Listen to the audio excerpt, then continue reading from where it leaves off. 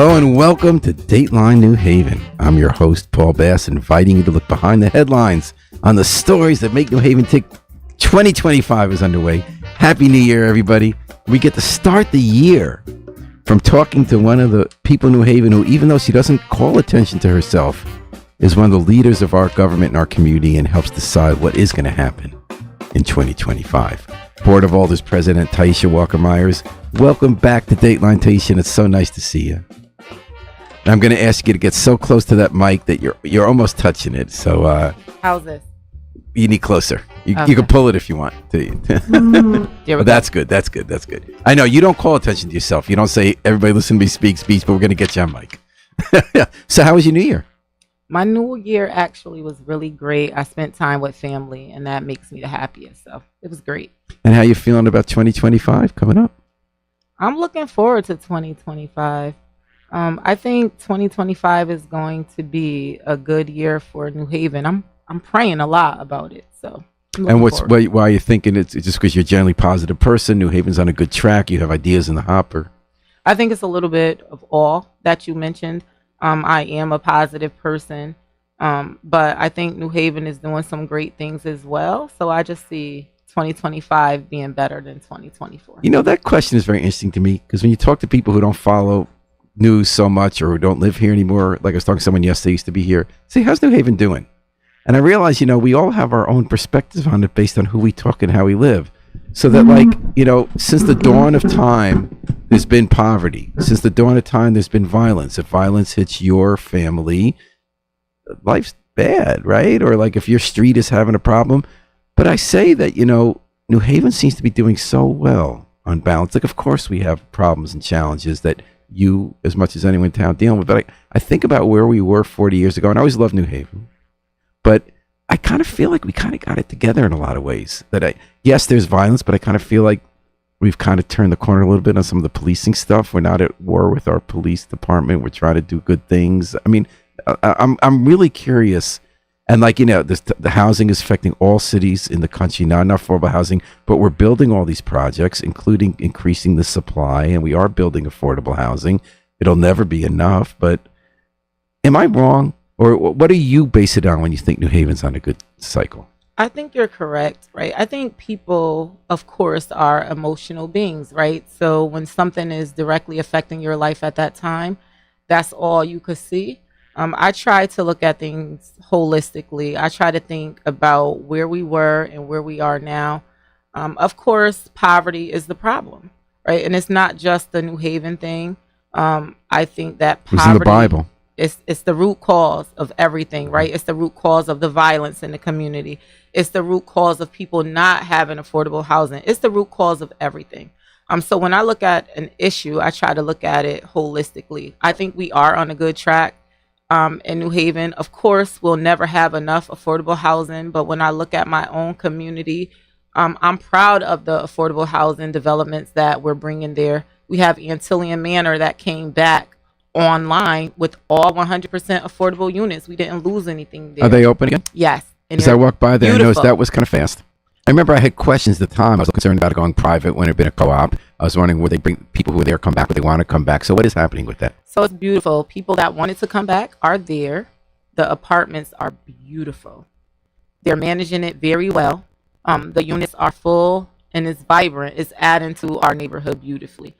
So I'm proud about that. I'm also proud of Curtis Coalfield that's coming online. Now it's at the other, because you're at West River and Dwight. So when you go, that's at one end, Antillian Manor on near downtown. Mm-hmm. They shoot, and you go to the other end of the boulevard and Route 34. That's when you see Curtis Coalfield. Yes. And that's where the meeting strip was, where they're building. They're looking kind of nice. I went by there yesterday. I thought, it took a long time to get going.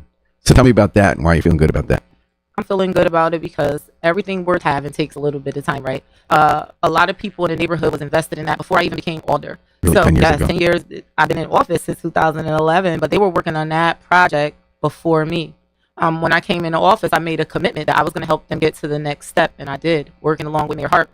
And I'm excited about it because we're finally about to see people move in. Really? Oh, yeah. They look moving ready to me. Well, listen. I guess the part that's farthest away from the boulevard, I know those are more complete. Is that going to be mostly affordable housing? Yes. And then where are the kids going to cross the street? I was in there with all the cars going so fast. So we're also working on traffic calming around that area. So everything is I all think you working. basically steal everybody's tires. Well, no, that's not. I don't think that's so. I think different behaviors you have to change them, right? We have to model certain things. So I think the first step, which we're actually taking, is looking at the whole area and the needs of the area and what we're going to actually need so that everybody is safe. So we've been thinking about that. So I'm excited about that when people actually move into there. I guess they're crossing two different ways. There's partly crossing MLK and Legion just to the rest of the neighborhood, which is one set of behaviors. And I already seen, Tyisha, that they do have some traffic calming already starting on those streets. I think those two are definitely doable, even though they're easily intended as like almost a highway. Boulevard's tough. It's tough. Boulevard's tough at the other end of it. I wonder how people are going to cross that to the park. Well, we're going to see. I wonder if they maybe walk down a few blocks before they cross the boulevard. They're probably different crossings, right?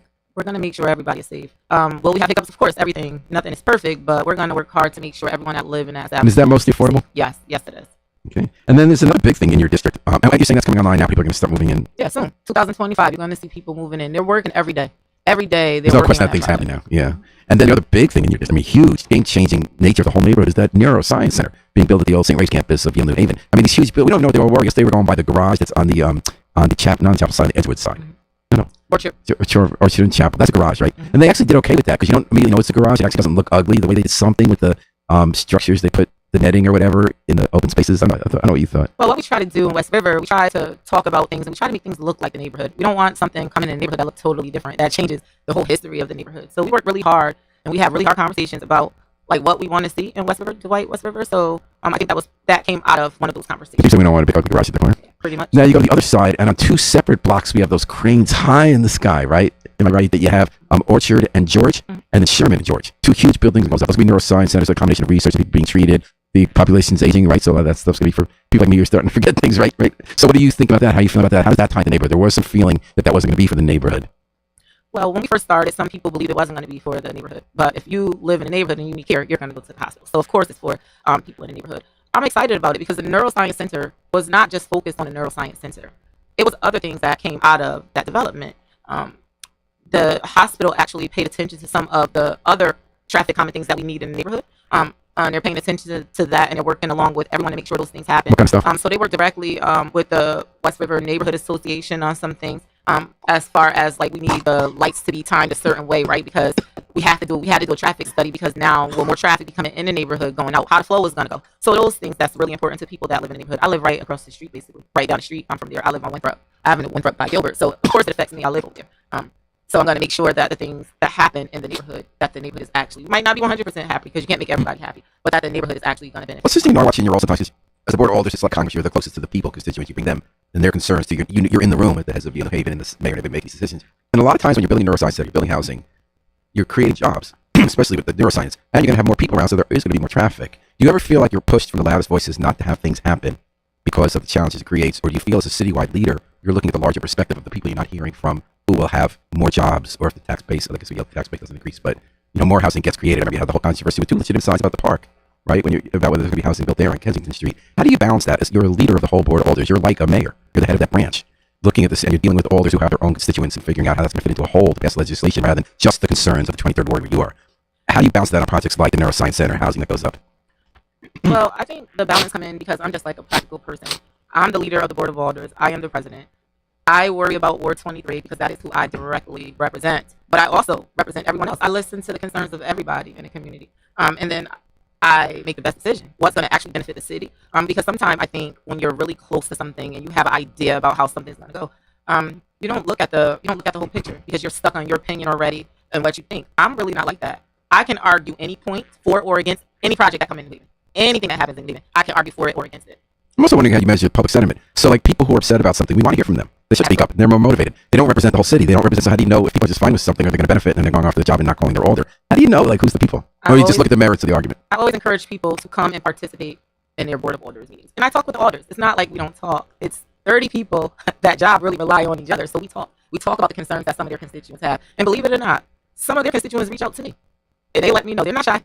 They're not shy at all. They let me know how they feel about certain things. I think as a whole, collectively, the Board of Alders make the best decision for the city. We're talking to Tyisha Walker-Myers, who's been the president of the Board of Alders now for 10 years. We're talking about year 11. She's starting out 2025 with all this. So housing's been a big issue. You came to office in 2011 with a group of alders who were active in the labor movement and had been, learned about leadership, community organizing and leadership. You rose up the ranks of Local 35, Janet Morrison in social services with the state, Adam Marchand, Yvette Hamilton. These are people who learned about how do you organize people, listen to people, make decisions, and now you're taking that to government and state. So one of your big issues you have on the agenda has been housing. homelessness around the country and in New Haven is booming. I think it went up 18% or something last year. I have that number right. New Haven, we're seeing a lot more people on the streets. What should we be doing about homelessness? What are we doing about homelessness? I don't have all the answers. Homelessness is a big issue. I think the reason why we're seeing the larger numbers is because New Haven is a place that has some resources.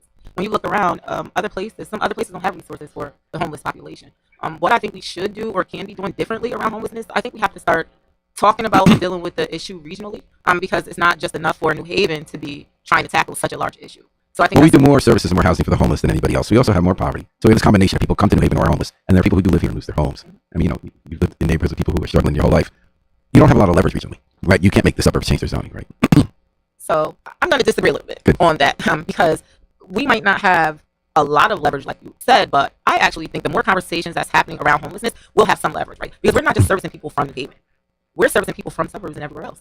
And yes, we do have some people that lose their homes and all of that, but the root cause of most of these things, and I'm going to say everything that's going on here, is poverty. It's poverty. And if people don't have an opportunity to be able to enhance their lives, we're going to have issues of violence, homelessness, failing schools, and everything else. So I don't have like... What would you like them to do? Like, there's a group that's suing the suburbs to change their zoning so you can build more housing, denser housing, allow Section 8 certificates to be used. I know the Housing Authority bought a project in Bradford so that they would accept Section 8 there. Are those the concrete? What kind of concrete things you looking for the suburbs? You just named it. I want them to react and help and assist in taking care of the people that are leaving their communities, right? Because that's the overflow that we're getting. I've never been really popular, never really tried. Those things that you named are things that I think they should. What about building homeless shelters? They should do that too. Like last year, there was a church in Guilford that had a lot of land, and the people who were building the tiny houses in the hill and living in them went there to raise money. They sang a song about how the mayor of New Haven should just build more housing now, and they had something like acres of land around their church in Guilford. Does anyone ever say to them, "Why don't you build some of those tiny houses in Guilford"? Well, I can't say I've been a part of those conversations or was there for the song or anything like that, but why don't you build some of those homes in Guilford? And then when the debate in New Haven, we've had it more than any time in years of my lifetime. There's been this boom in building apartments. Housing is getting built a lot in New Haven. The Coliseum is going fast. There are 4 big complexes in that part of Worcester Square near downtown where there was lots before. Audubon's going up the 3rd phase. I mean, it's project after project. The ones you've been mentioning, those incredible 4 big projects at Science Park within a block of each other, plus Bethel, about a block and a half away down on Dixwell. Some people say you just build more housing if it's market rate housing, because that will make more housing for everybody, because of supply and demand. And even if you build housing that's just for people with money, that makes other rents stay lower, and there's enough housing, therefore, in the city. Other people say you have to require that people building the housing include a lot of subsidized units for people who are in affordable housing. Then other people say they then can't build it because they can't make money doing it that way. What's your feeling on that debate? That's called build versus NIMBY. You have to find a balance. You have to find a balance, because when you start requiring certain things, people have the option to either say yes or no, right? I think we have to find a balance. I think there are tons of buildings going up in New Haven, but the population of the people that actually need the housing, are they actually going to live there? Like, we have to be realistic. Are they actually going to live there? Can they afford to live there? So what we're doing as a board of alders, we're trying to focus on affordable housing, trying our best to make sure that we have affordable housing projects like the 3 projects. I think I mentioned 3 projects in my neighborhood. Cofield, Atelier Manor. Oh, Monarch Beulah. I love that one because I love the name of the old laundry and the history it preserves. And yeah, Beulah, which is a big one on Dixwell. But one thing your alders did take on was ADUs, accessory dwelling units. We used to call them mother-in-law apartments. When you have a backyard or a garage, you fix it up into another apartment. We wanted to make the rules easier for that. You drew up a law for that in 2024. That we did not pass that law in 2024. It stayed in committee. What's the status of that? Is it going to move out in 2024, or does it need to be changed? So we're dealing with the ADUs. We've been working really hard. On it. It's like with every piece of legislation that comes before the board. Most of the time, when things are ready to move, you start thinking of another way. Like, hold up, we didn't actually look at this or look at that. So I think some of that, most of the time, be happening. But we have to think about once everything is passed and people are able to build those type of houses, small homes in their backyard, can they actually afford to do it though? So what is that actually going to produce at the end? Because it's expensive. You can't order parts now. They cost tons of money. It's a lot of delays. So I think we have to think about that too. We have to think of ways to always make it easier access. I talk a lot about access. We have to make things accessible for people to be able to make their lives better. So what does that mean on the ground? What needs to change in that ordinance to make that happen? Like what's holding? And I agree with you that you want to